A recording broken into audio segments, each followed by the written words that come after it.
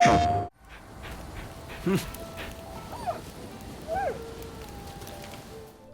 welcome to PlayStation Access. I am Rob. Joining us today, we have a very special guest. It's Community Coordinator Alex. Well, hello everyone. Making his PlayStation Access debut for a very special reason, and that is because Rise of the Ronin is here on PS5. And Alex, you're well known for liking the likes of Nioh, Sekiro, Ghost of Tsushima. You love these type of games, and I thought it would be fun to get the insights and expertise of someone who isn't as terrible at parrying as I am, because I've played the game for about 5 hours now.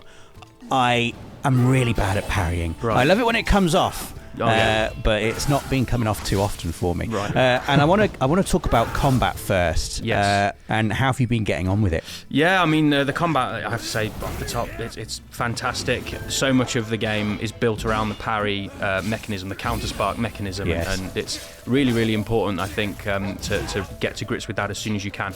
Having said that, the game does have a lot built in for newcomers or anyone that's perhaps not as familiar with these sorts of games. It's very accessible. For a start, there are 3 different difficulty levels, so you can there's Dawn, Dusk, and Twilight difficulties. So Which do you play on? Dusk. I'm on Dusk difficulty, yes. I think that's been just about right for me. There have been some challenging fights so far, but nothing has felt completely overwhelming. Yeah, I was having one fight against, quite early on, a guy who I felt like, I'm just not going to be able to beat this guy. And then all of a sudden something happened, and I managed to nail a counter spark, and it completely turned the tide of battle. So it does feel to me like, you know, the battles can be challenging, but you're only ever one well-timed button press away from being able to turn the tables and get the upper hand. The way that the momentum can shift so quickly in battles like that, when you can feel a bit overwhelmed if an enemy is on top of you, all it takes is that one counter spark or a counter spark chain where you get a few parries in a row, and all of a sudden the momentum completely shifts. You've got more stamina, or ki as it's known in the game, more ki than your opponent, and you can then go on the front foot and be aggressive. And when that momentum shifts, it feels great to parry anyway, but when you really feel the momentum shift in a battle, it's a great feeling. So let's talk about ki and enemy stances as well, because this sort of underpins the whole combat system. So we mentioned it there. How does it work? Like, what are you aiming to do in battle? I think that the key here is to try to lower your enemy's ki. That's not necessarily an intentional pun there, but I think obviously you have health bars, but really the function here, the key thing you want to do is lower your enemy's stamina to 0, and then you can land a critical hit and do some real damage. There are 3 main stances that the combat is built around, and each weapon has its own version of these 3 stances. There's the Ten stance, the Chi stance, and the Jin stance, which is Sky, Earth, and Human. Yeah. Each stance has its advantages and disadvantages when it's matched up against other stances. So you'll constantly be shifting between these different stances as you take on different enemies that have different weapon types, and even themselves will swap their stances and swap their weapons mid-fight. So you're constantly shifting between these different stances, trying to gain that upper hand. Yeah. What it fundamentally boils down to is, if you've got a stance that's strong against the opposition, your blows will drain their ki more quickly. Right. So you can really quickly get on top of opponents if you use the stance system to your advantage. This was where I've sort of got up to in the game, where I'm just trying to get to grips with the different stances, and it is like a constantly shifting game of rock, paper, scissors, depending on what you're fighting or who you're fighting. It's absolutely right, and the game has a really nice way of lowering you into the stance system and getting you used to it. You can, early on, even if you don't have stances unlocked, you're able to switch to allies and control them in story missions and try their loadout, see what their weapon feels like, see what stances they have unlocked. So the game gives you those tools quite early on to play around with and get a feel for. You mentioned, we've talked about stances, but you mentioned there the ability to swap between you and an ally. Sometimes you'll have an ally with you when you're fighting. I was fighting alongside Ryoma Sakamoto, who is a real-life historical figure, and I believe also the lead character in Like a Dragon Ishin as well. Oh, really? I'm not going to dive too deep into that because we haven't got Rosie here. No. But it's an interesting mechanic, right? Because all of a sudden you've got this other option available to you if the battle is not going particularly well. A well-timed switch to the other character can sometimes, it felt like to me at least, really open up and give you another sort of strategic angle to go for. Absolutely, and I think timing those, if you are feeling the pressure, if you've got a particularly difficult encounter with lots of enemies or a boss that just has you cornered and will not leave you alone, a very well-timed character switch can really relieve that pressure. And yeah, it's really fun to do that with all the different allies that are available to you. As you progress through the story, you'll encounter lots of really interesting characters that will fight alongside you. They all have their own strengths and weaknesses, different weapons and stances they use, and those story missions are a great way to experiment with some different combat styles that might not be available to you at that point. And also a great way to learn more about that character. There's an amazing bond system that the game has where you can do side quests with these allies and learn more about them. A lot of that is built into spending more time with those characters and sort of learning more about their backstory and their perspective on what's going on in the game's main central conflict, which is really interesting. And these characters are AI controlled, but am I right in thinking you can also play the game with another player cooperatively? That's absolutely right. From your longhouse, which is you unlock about an hour or so into the game, you'll unlock your first one. You can invite friends to join you for story missions, and the co-op it was really, really fun. I've not done loads of co-op, but it gives you a real chance to spend some time with some friends. But it gives you it alleviates a little bit of the difficulty if you are finding a particular mission quite challenging, or there's a particular enemy type that you'd like to practice against. That's probably a good way to do it. If you've got a friend that can help you and give you some pointers, why not jump into a mission together and try it? So it's a really fun mechanism, very easy to jump into a game together. Yeah, I think the co-op system is great, and I'm hoping to do some more of that really soon. There's lots of other things that you can choose to do in the combat as well, so it's not just, I was really enjoying the stealth approach, and there are lots of different ways you can do that. Sometimes I've found I was able to clear out an entire area just stealthily, climbing up rooftops and stuff. So I'd love to touch upon that, but also one of the other cool things, and we'll get onto this a little bit later and when we talk about the traversal, but you've got like a grapple, and I really enjoyed using that in combat as well. So have you had any instances where you've done that really satisfying grapple to interrupt an enemy? And I love that stuff. It's great. Yeah, the grapple, it really gives you not just a way to traverse the world more efficiently, but also in combat it's super useful. You can sneak in and do all your stealthy kills, but one of the most satisfying things, I think, if you're clearing out an outpost, is if there's a group of enemies maybe sat around a fireplace together, you can use the grappling hook to grab an explosive, and you can use your grappling hook to throw that at the group and poison or set them all on fire. It's very, very satisfying, and that gives you an opportunity to obviously gain the upper hand even if you are outnumbered. So it's really, really cool. Yeah. And also, there's long-range weapons, which I've enjoyed quite a lot. It's a very specific time in Japanese history. So it's a fictional story, but set in like a real historical period. And so we have got like firearms in play as well. And we've been talking about how satisfying it is just to pop a headshot with the rifle before you actually go in with the sword. There is something about the way it feels to fire a rifle or fire the bow in the game.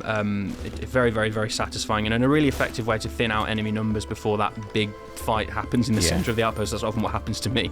And again, you'll come across lots of different ranged weapons. There are revolvers now, which are kind of used as part of your close combat setup rather than range. You can use them to maintain a bit of pressure on opponents if they've backed off, if they're low on ki. You can keep peppering them with a revolver. There's throwing stars and shurikens. There's lots of ranged weaponry available for lots of different situations, and that's something the game I think does generally really, really well. There's lots of tools given to the player to deal with lots of different situations you might find yourself in. But yeah, there is just something about popping headshots that is so satisfying. I've enjoyed it a lot. In fact, I go out of my way to make sure I get at least one headshot before I actually go into the proper fights themselves. The other big element for Rise of the Ronin is the open worldness of it all.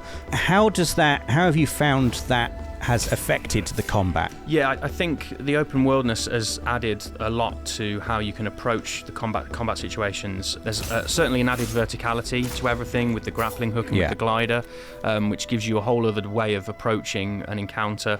Just traversing the open world is a real pleasure. As I mentioned there, the grappling hook and the glider in particular make getting around feel really fluid and feel great. There's a really nice way you can use your horse whistle as you get close to the ground on your glider, and you'll land on your horse at full speed.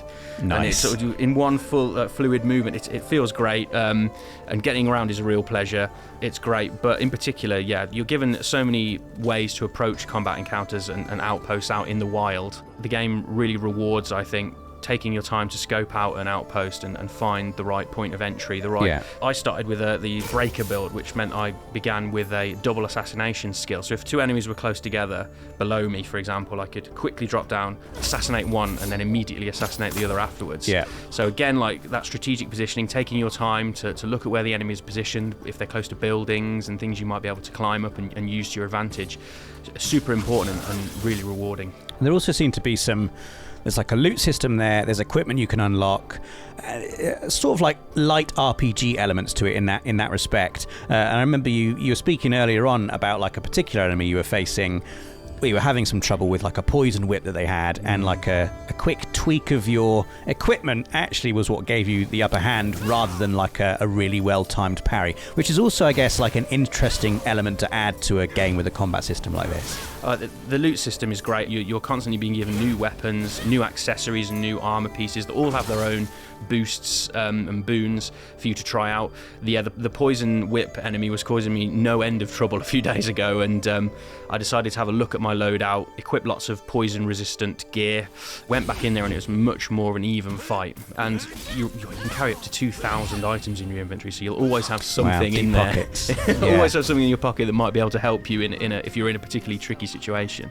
Oh, that sounds awesome. I mean, one of the things I really loved doing when I was playing the game, and you've touched upon it as well, is just getting around the place is so cool. Like when I first got to Yokohama and I was like grappling up onto all the rooftops, like there's a real pleasure from just existing in this world. And I guess like the open world is going to be a thing that is a big draw for people. So in terms of those open world elements, we're thinking, exploration, side quests, discovering hidden secrets. It feels like there's a whole extra strand of gameplay here that could appeal to people beyond just the combat, which I think is really cool. So how have you found that so far? Yeah, there's plenty of side activities to be getting on with. I know I touched on the side missions you do with allies earlier. That makes up quite a nice chunk of extra content that you can do outside of the story missions. But yeah, one of the side activities I particularly enjoyed was the photography that you can do. Some of I do like a bit of photography. It has these sort of presets, almost like collectibles, like places where you'll have to stop and it wants you to take a very particular picture at a very particular angle. Some of the shots that you come away with are amazing. They would make for really good desktop wallpapers, some of them. They're so beautiful. And I'm not the kind of person that normally goes for sort of photography or photo mode and things, but this game, there's something about it, the way that it encourages players to try different angles and try to find that perfect shot. That's really, really, really fun. And there's also like random events as you're exploring. A little white flag will appear as you're exploring, and you can go and investigate what's going on there. It might be villagers being terrorized by some bandits or something like that, and you're supposed to help out. It can even be quite mysterious things. I've encountered a few times a giant white wolf that's led me to one time led me into a fight, which wasn't much appreciated, but other times has led me to some nice loot, and then it disappears in a puff of smoke. So it's like mysterious supernatural things going on. Wow. Yeah. Well, I think that's all we've got time for, unfortunately. But despite being notoriously someone who really sucks at these types of games, I have been really enjoying my time with Rise of the Ronin so far. It feels like there's definitely like a really engaging challenge to be had with the combat, but there's also like an accessibility to it as well that I think it manages to perfectly position itself, I feel. Alex, thank you very much for your expert Thank you, insight. I just wish we could talk about it even more. Well, we can now after the video is wrapped up. But that is Rise of the Ronin. It's out on PS5 on the 22nd of March. Let us know in the comments if you're going to be picking up the game. Like this video if you've enjoyed it, and don't forget to subscribe and click the notification bell so you don't miss out on anything from the world of PlayStation. Thanks for watching.